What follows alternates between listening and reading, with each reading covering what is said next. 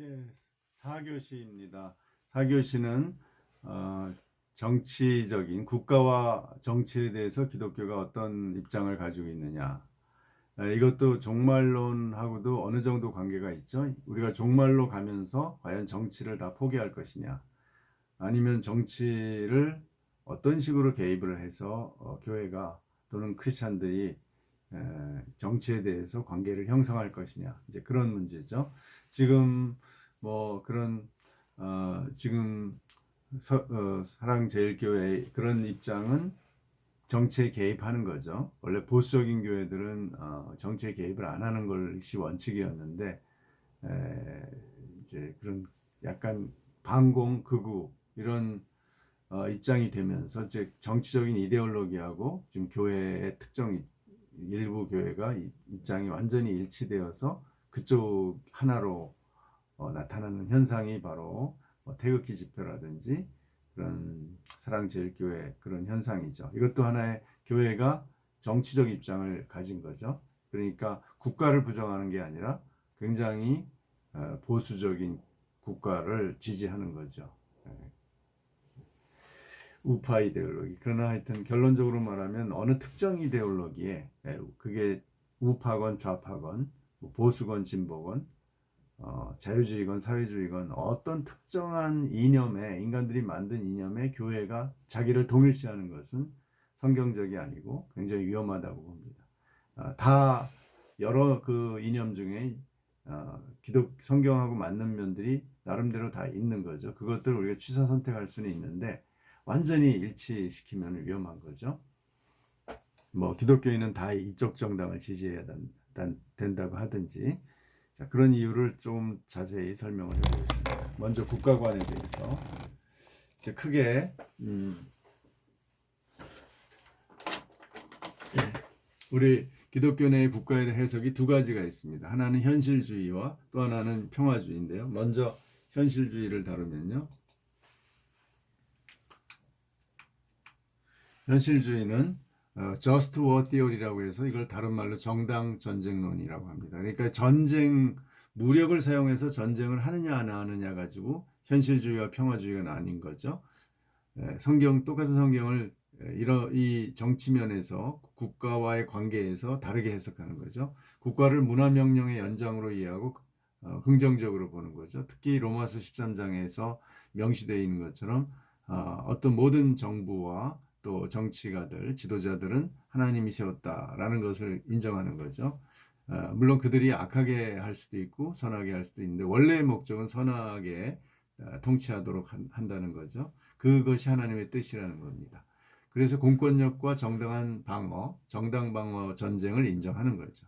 예를 들면 북한이 우리에 침공한다든지 그러면 우리는 정당 방어로서 무력을 사용해서 막을 수 있다는 거죠.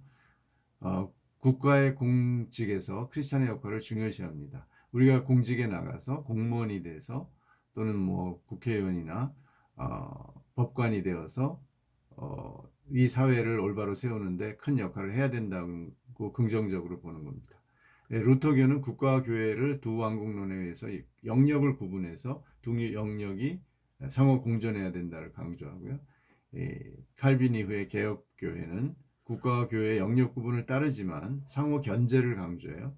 공존과 견제는 공존은 그냥 평행해서 가는 거고 견제는 간섭을 하는 거죠. 잘하나 못하나 항상 감시하면서 견제하는 거죠. 이제 개혁파가 더 정치에 대한 어떤 참여의식이 강하다고 볼 수 있죠. 그래서 그런지 현실 교회사를 보면 루터교는 점차로 국가와 좋은 관계를 맺는데 그러다가 국가에 오히려 지배당하는 그런 역사가 그런 현상이 나타났죠. 독일 교회가 1차 대전 때도 황제를 지지해서 독일이 1차 대전 일으키는 것을 매우 지지했고 그 다음에 히틀러가 집권을 한 다음에 1933년에 히틀러에게 충성 맹세를 했죠. 그리고 2차 대전에 교회도 지지를 했어요. 독일 교회가. 그럼 매우 잘못된 건데 그것이 바로 이 두 왕국론에서 공존만 강조하다 보니까 국가에게 잘못하면 지배당하는 거죠. 국가를 그냥 맹종하고 따라가는 거죠. 개혁파는 그에 비해서 견제를 강조하기 때문에 상당히 국가가 잘못할 때 데모도 하고 어떤 항거도 하고 그런 굉장히 강한 전통을 가지고 있어요. 프랑스의 위그노들이 카톨릭 루이 왕조에 대해서 막 대들었죠. 대항했어요. 나중엔 전쟁까지 했고요. 스코틀랜드의 존 녹스의 장로교도 그 메리 여왕을 이 카톨릭으로 통일을 하려고 하니까 스코틀랜드를 거기에 아주 대립해서 결국은 메리 여왕을 쫓아냈습니다. 네덜란드 개혁교회는 스페인 카톨릭 세력이 지배했죠. 거기 네덜란드 벨기에를 그것과 전쟁을 해서 싸워서 네덜란드 왕국을 건설했죠. 거기에 이제 주도적인 세력이 됐습니다. 이렇게 굉장히 정치적으로 강한 입장을 갖고 있고 우리나라에서도 일제강점기 때 장로교가 앞장서서 일본에 대항하는 여러 가지 3.1운동과 여러 운동들을 일으켰습니다. 그리고 많은 정치가들을 크리스천 정치가들을 배출했죠. 그게 참여의식이 굉장히 강해서 그런 거죠. 이 현실주의의 이론가들은 존 칼빈, 장 칼뱅, 기독교 강요의 4권에 보면 국가의 통치에 대해서 나오고요. 그래서 국가의 통치를 하나님의 섭리로 인정하지만 국가가 하나님을 거역할 때는 대항해도 좋다는 것이 마지막 이 결론입니다. 라이놀트 니버 미국의 윤리학자인 니버의 도덕적 인간과 비도덕적 사회에서는 인간 개인은 도덕적일 수 있지만 이 집단 속에 들어가면 비도덕적이 된다는 거죠. 그래서 매우 이 조직과 집단의 윤리적인 측면을 굉장히 감시하고 그것이 잘못되지 않도록 우리가 관리해야 된다는 주장이고요. 니콜라스 월터스토프의 정의와 평화와 입맞출 때까지도 개혁주의가 그 당시에 중남미의 1970, 80년대 해방신학의 주장에 대해서도 귀를 좀 기울이면서 이 어떤 미국의 보수주의에서 벗어나야 된다. 그런 주장을 월터스토프가 했습니다. 이 사람도 이제 전형적인 미국의 네덜란드 개혁교회의 후손이죠. 칼뱅, 니버, 월터스토프입니다. 자, 여기에 대립되는 입장이 이제 평화주의인데요. 크리스천 패시피즘이라고 해요. 비폭력주의고 이것은 교파적으로는 종교개혁 때 루터파, 칼빈파 그리고 제스레파, 이걸 아나베프티스트라고 하죠. 그 입장입니다. 아나베프티스트들의 입장인데 이분들은 성경을 해석할 때 물론 처음에는 유아 세례를 부정하고 본인이 침례를 받아야 된다 해서 이제 갈라지게 됐는데 국가관이 동시에 또 다르죠. 국가를 타락에 의해 생겨난 악한 존재로 봐요. 국가를 굉장히 나쁘게 보고 의심합니다. 따라서 국가를 신뢰하고 따르면 안 되는 거죠. 그래서 국가와 교회는 철저히 분리돼서 국가에 세금도 안 내고요. 병역 의무도 안 하는 거죠. 지금 미국의 아미시 공동체 같은 경우가 그렇죠. 그리고 비폭력주의를 지향해서 예수님이 마지막 잡히실 때 폭력을 쓰지 않았죠. 그리고 순순히 십자가에서 죽으셨죠. 이런 예수님의 비폭력주의를 모든 경우에 따르자는 거죠. 그래서 교회가 국가와 타협하는 것을 비판합니다.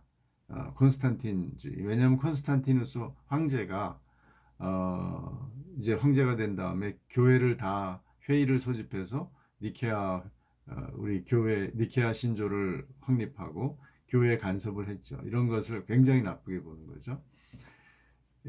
특히 이제 우리 기독교인들이 무력 사용을 하는 것을 굉장히 비판하죠. 로마서 13장에 대한 요도의 해석을 보면 이 요도라는 학자가 이쪽에 20세기 제세례파에서 가장 유명한 신학자이죠.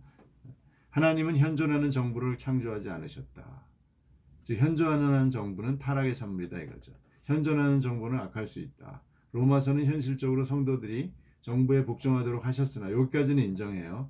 그러나 사실 어쩔 수 없어서 그렇게 인정한 거고 경찰 업무, 군복무, 사회집행을 해야 한다고 가르치지는 않았다. 따라서 이런 의미는 거부할 수 있다. 즉 총을 들고 사람들에게 폭력을 행사할 수 있는 경찰, 군, 사형집행은 거부한다. 크리스천은 자기 방어를 위해 평화로운 수단을 사용해야 한다. 심지어 자기 방어까지도 총을 들고 또는 칼을 들고 다른 사람을 해치면 안 된다. 정당 방어도 평화적으로 해야 된다. 그런 거죠. 아주 굉장히 평화적인 입장이죠.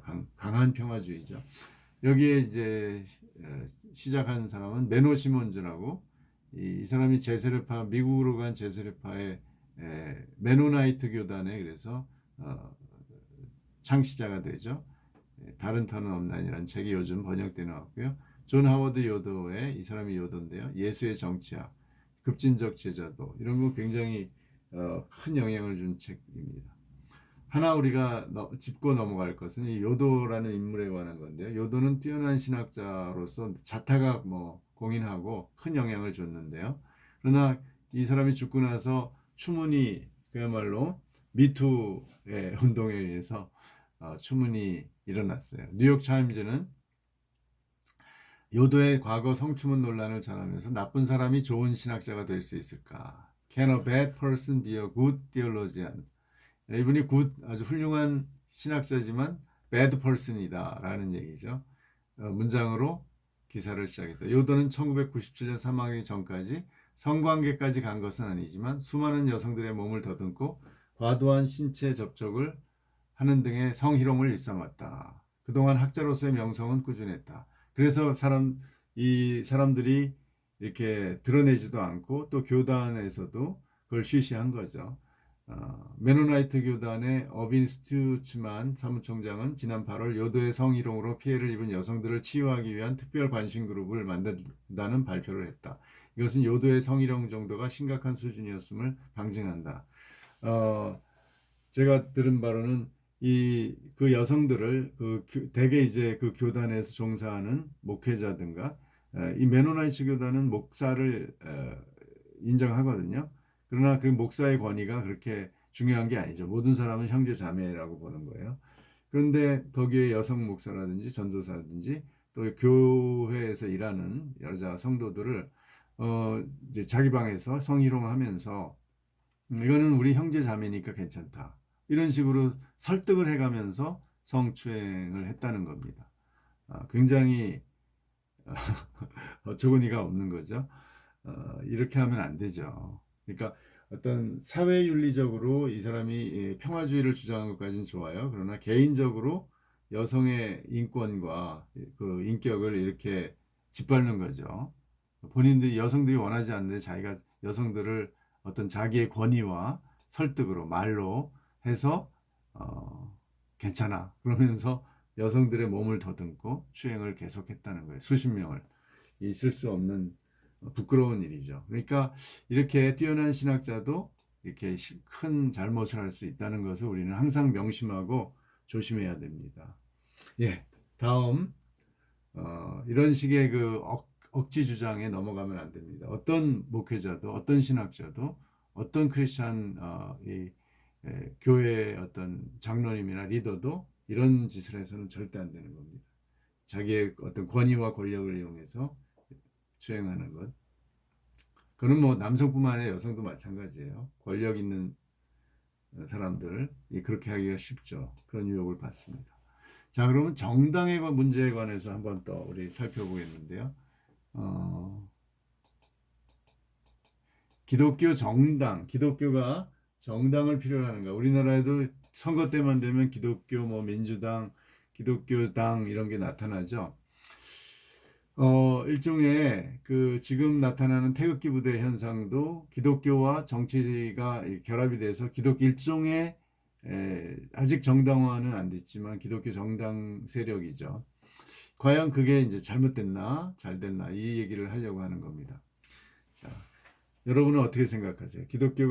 기독교가 정당을 만들면 되나요, 안 되나요? 예, 한번 우리 역사적으로 과거를 보면서 한번 생각을 해봅시다.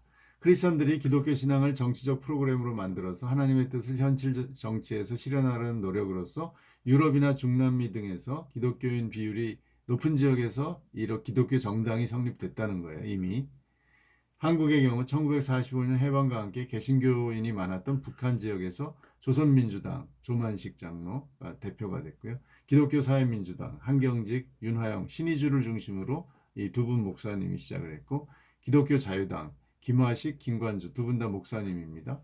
이 세 가지 정당이 북한 지역에서 창립이 됐습니다. 그걸 보면 굉장히 그 당시에 목회자들이나 이런 기독교인들이 정치의식이 굉장히 높았고, 우리가 어떤 해방된 전국에서 정당을 만들어서 이 사회에 강한 영향력을 주고 정부에 참여해야겠다는 그 의식이 강했죠. 그래서 가장 당원이 많고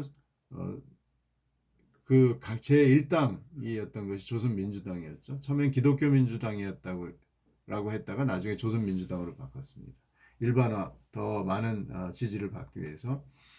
소련군정과 조선노동당, 이 김일성, 그러니까 소련군정이 만든 조선노동당의 방해와 탄압으로 모두 다 사라졌죠. 여기 인물을 보시면 우리가 아는 조만식 장로님, 이분은 끝까지 소련 군정에 협조하기를 거부하다가 납치되어서 죽음을 당한 걸로 알고, 우리가 정확히는 확인되지 않았지만 죽음을 당했다고 볼 수 있죠. 그 다음에 한경직 목사님, 영락교회를 세운 담임 목사님이었죠. 한경직 목사님이 기독교 사회민주당을 만들었어요. 굉장히 우리는 이 남한에서, 대한민국에서 이제 이 한경직 목사님이 되게 보수적인 분으로 알고 있지만, 원래는 북한에서 사회민주당보다 진보적인 기독교 정당을 만들었습니다.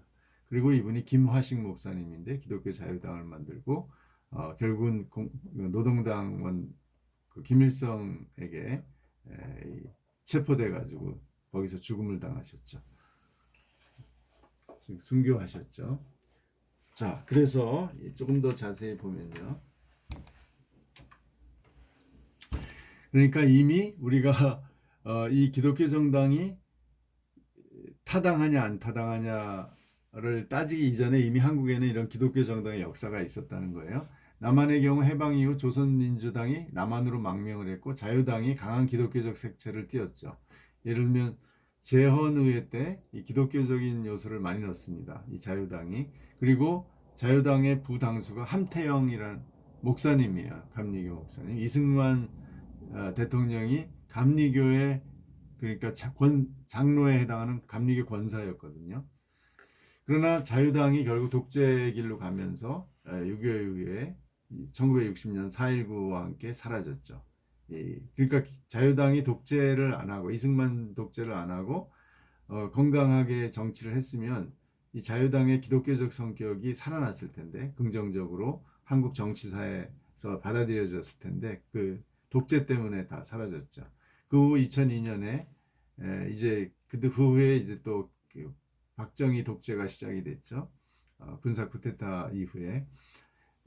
그 이후에 2002년에 처음으로 기독교 정당이 생겨났어요. 선거 때 바른나라 정치연합, 한국기독당, 기독민주복지당, 기독사랑실천당, 한국기독당, 기독자유민주당, 기독당, 기독자유통일당. 최근에 김문수, 전광식, 이 기독자유통일당이 극우의 성격을 띄었죠. 지도되었으나 정치적으로는 거의 영향력을 가지지 못하고 있다. 지금 그런 태극기 집회나 이런 또 극단적인 행동을 통해서 오히려 정치적 영향력은 갖지 못했지만 사회적으로 큰 이슈를 만들어낸 거죠. 일본의 경우 자민당과 연장을 하고 있는 공면당은 일본 불교 창가학회 SGI라고 그러죠. 우리나라에 지금 많이 들어와 있는데 한국에 1700만 신도라고 그렇게 주장하고 있어요. 이 일본에 1700만 신도고 한국에는 100만 명이 넘는다고 주장하고 있는데, 하여간 꽤 많이 지금 젊은이를 중심으로 이 불교 창가학회가 한국에 이렇게 포교를 하고 있습니다. 창가학회가 다른 말로는 남묘호랭교라고 해서 일종의 그냥 나무아미타불이죠. 남무가. 그것을 남묘호랭이라는 걸 계속 반복해서 주문을 내면은 서방 정토에 간다, 이런 거죠. 거기서 시작이 된 거죠. 자, 이렇게 이제 일본에도 불교에 기반을 둔 공명당이 있고 지금 자민당하고 연정을 하고 있고요. 우리나라도 기독교당의 역사가 이렇게 시도들이 있는데, 문제는 제대로 된 기독교 정당이 안 나타나는 거죠. 그래서 네덜란드의 경우는 굉장히 우리한테 모범이 되는데요. 제대로 된 정치를 했죠. 각국의 기독교 정당을 보면 네덜란드의 이 반혁명당이 아브라함 카이퍼가 목사였다가 장로 목사직을 반납하고 장로로서 국회의원에 출마해서 국회의원이 되고 나중에 수상까지 돼서 한 시대를 굉장히 큰 영향력을 줬죠. 이 보수적인 입장이고 기독교 역사연합이 진보적이고요. 개혁정치당 보수, 기독교 민주당 아펠이라는 건 외치고 부른다는 뜻인데요. 보수, 기독교 연합당 사회보수. 사회보수라는 건 보수지만 사회적인 어떤 정의를 강조하고 약자에 대한 어떤 돌봄을 강조하는 거죠. 이렇게 보면은 보수가 더 많죠. 보수가 많지만 진보적인 색깔 가진 면도 조금 있다. 그래서 이제 이 네덜란드의 경우를 보면 기독교 정당이 상당히 발달해 있음을 알 수 있습니다. 그러나 지금은 굉장히 소수로 전락했죠. 소수파로. 다른 기타 유럽의 정당을 보면 유럽이나 기타 아프리카나 중남미를 보면 국민당이 남아프리카 공화국에서 보수며 극우죠.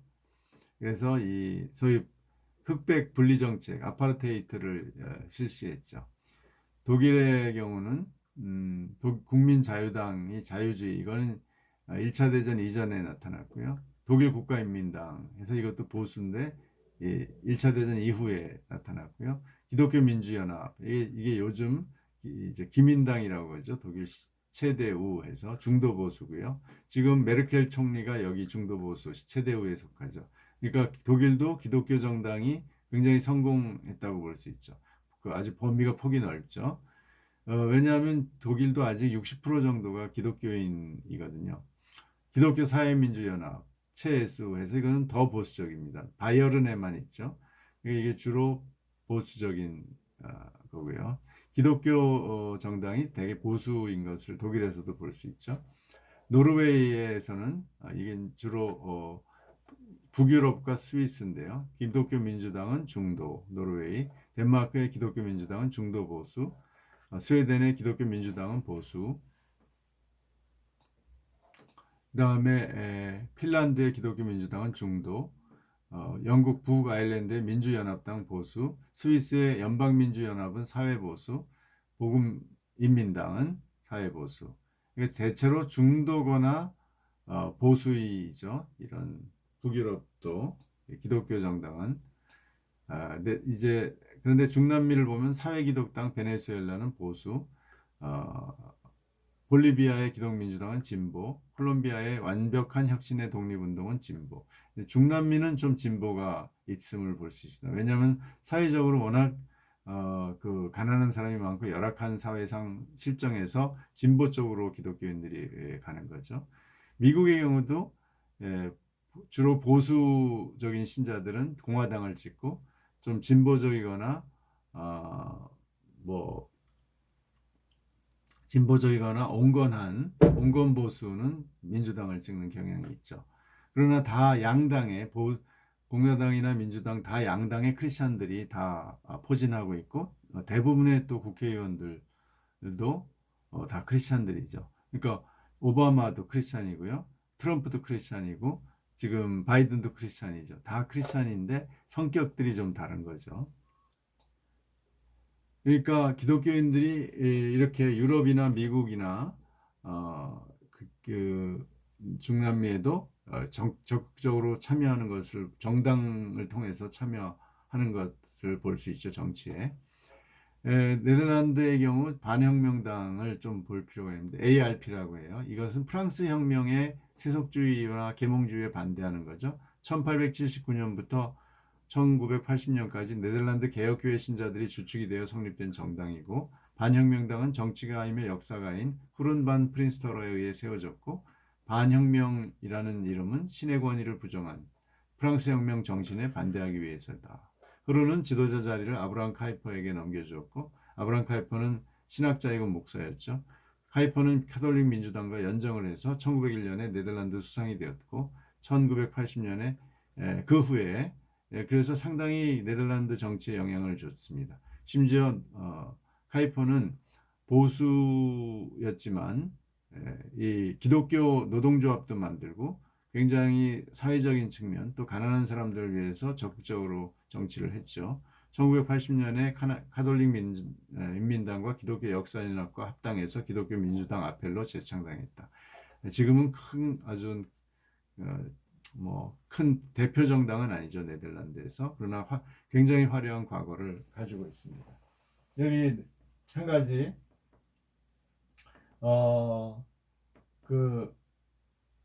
아브라함 카이퍼는 기독교 정치 강령이라는 책을 써서, 이렇게 두꺼운 책을 써서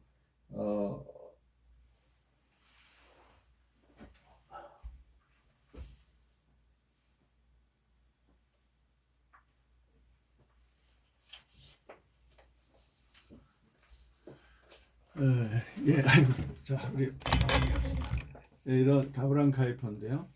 이 굉장히 두꺼운 정치 강령이라는 책을 써서 이제 네덜란드의 이 반혁명당이 어떻게, 일종의 기독교 민주당인데요, 어떻게 나가야 할지를 아주 구체적으로 정강을 만들었습니다. 혼자 한 건 아니겠죠. 여러 사람과 협업을 해서 이제 그것이 오늘날까지도 이제 독일의 기독교 민주당이나 네덜란드 기독교 민주당의 틀을 제공한 거죠. 그러니까 우리나라도 크리스찬들이 정치를 할 수 있는데, 정치를 할 때는 목사님들이 나서면 안 되고요. 목사직을 내려놓고 이제 장로로서, 평신도로서 정치가가 돼야 되는 거죠. 아브라함 카이퍼가 그렇게 했고요. 그래서 목사님들이 주도하면 안 되는 거죠. 지금처럼 전광훈 목사처럼. 그분이 목사면서 어떻게 정치도가가 되겠다고 그래요. 정당의 주도적인 세력이 되거나, 바람직하지 않은 겁니다. 또 교회에 직접 헌금으로 정당을 만들었어도 안 되고요. 이제 기독교인인 정치가들이 이런 정치 강령을 만들고 정당의 입장을 구체화하고 어떤 정책을 쓸 것인가를 연구해서 이제 정당을 만들어서 기독교적인 입장을 가지고 해야죠. 그래서 지금 동성애 문제, 이 차별금지법에서도 기독교 정당이, 제대로 된 정당이 있다면 여기에 대해서 정치적인 입장을 제시하고 국회 내에서도 이걸 따지고 그래야 되는 거죠. 하여간 그런 것이 지금 제대로 안 됐기 때문에 지금 혼란 속에 있는 것이라고 볼 수 있죠. 정당은 제대로, 기독교 정당이라는 이름은 거의 세웠지만 실제로 힘이 없고, 또 제대로 된 그 정당이 아니고 어떤 특정 목회자들이 주도하는 그런 이상한 정당이 되어버렸고, 크리스찬들은 지금 700~800만이 있지만 어떤 그것이 정치 세력화 제대로 되지 않고 있는 거죠. 이런 상황에서는 저 나름대로의 생각은 기독교 정당을 지금 당장 만드는 것보다는 별 의미가 없으니까요. 기독교인들이 양당에, 보수와 진보 양당에 들어가서 거기에서 크리스찬으로서 이 당이 좀 더 하나님의 뜻에 맞게 가도록 그렇게 노력을 하는 것이 더 바람직하지 않나 생각을 합니다. 성경에서는 정당을 하나님 허용할까요? 명확하지는 않죠. 정치에 직접 이렇게 참여한 예는 없죠. 성경에는. 이제 구약의 왕정 국가 빼놓고 이제 신약에서는 그렇게 기독교인들이 정치화해서 정당을 만들고 하는 예는 없죠. 그러나 오늘날 기독교 정당의 필요는 역사적으로 많아졌다고 할 수 있겠습니다. 여기까지 마치겠습니다. 감사합니다.